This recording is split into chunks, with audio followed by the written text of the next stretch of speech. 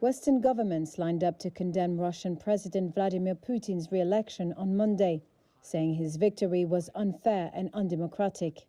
Here is EU Foreign Policy Chief Josep Borrell. This election has been based on repression and intimidation. But China, India and North Korea congratulated the veteran Russian leader on extending his rule by a further 6 years.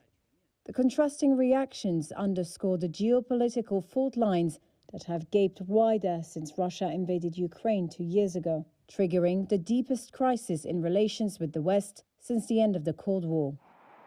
The Kremlin dismissed the criticism, claiming the 87% of the vote won by Putin during the three-day election showed that the Russian people were consolidating around him.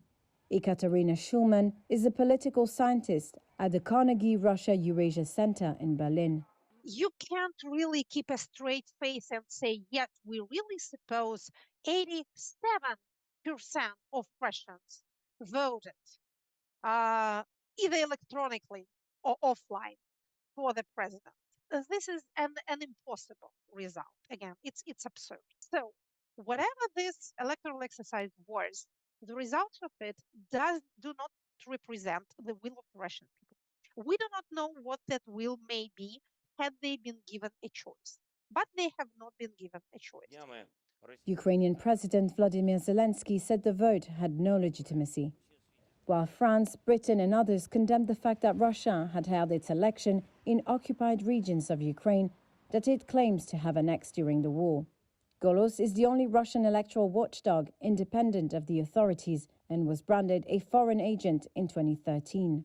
It said that Putin's re-election was the most fraudulent and corrupt in the country's history, citing incidents of intimidation at polling stations. Reuters could not independently verify these incidents.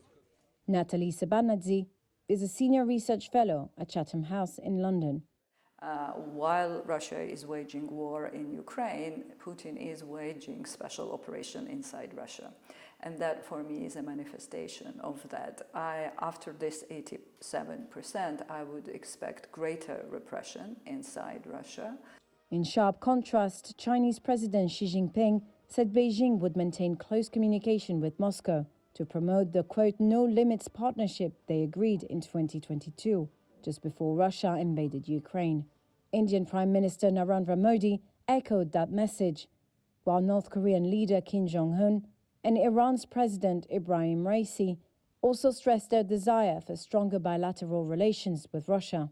In Africa, some newspapers saw Putin's re-election as reinforcing the stance of Burkina Faso, Mali and Niger, who have strengthened ties with Russia following coups in recent years at the expense of the traditional French and US allies.